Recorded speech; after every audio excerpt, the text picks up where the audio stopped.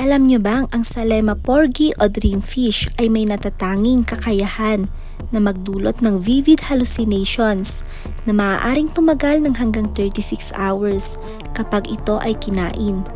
Ang kakaibang epekto na ito ay hindi na bago sa ibang mga tao sa loob ng maraming siglo at ginamit pa nga para panlibangan noong panahon ng Imperyong Romano.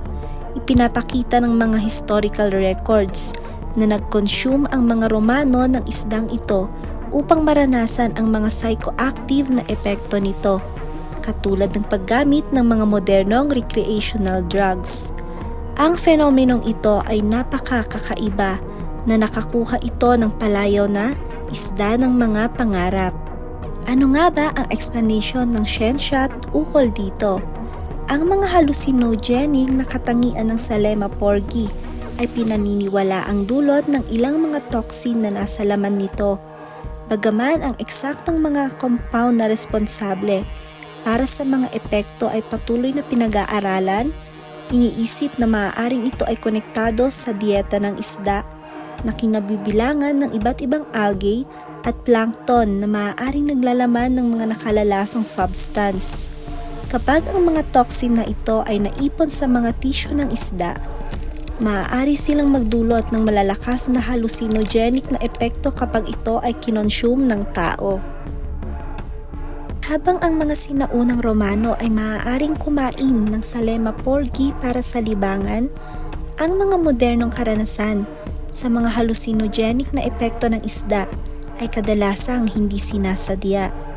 Mayroong ilang naitalang kaso ng mga individual na nakararanas ng matinding mga hallucination pagkatapos kumain ng isda. Ang mga sintomas ay maaaring kabilang ang vivid visual tulad ng illusions at mga naririnig na hallucinations, pagkakalito at kahit paranoia. Ang mga epekto na ito ay maaaring maging nakakabahala para sa mga hindi nakakaalam ng mga katangiang ito ng isda. Sa kabila ng potensyal nitong maging hallucinogenic, ang Salema porgy ay patuloy na kinakain bilang pagkain sa iba't ibang bahagi ng mundo, partikular na sa Mediterranean region. Ito ay itinuturing na isang delicacy at madalas na inihahanda bilang mga tradisyonal na putahe. Gayunpaman, dahil sa panganib nito, karaniwang inirekomenda na ang mga tao ay mag-ingat at tiyakin na ang isda ay nagmula sa mga lugar kung saan ito ay kilalang ligtas. Anong masasabi mo sa dreamfish na ito? Nakakain ka na ba?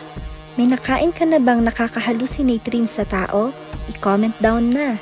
Huwag rin kalimutan mag-like, follow at subscribe para updated ka sa ating latest uploads. Maraming salamat!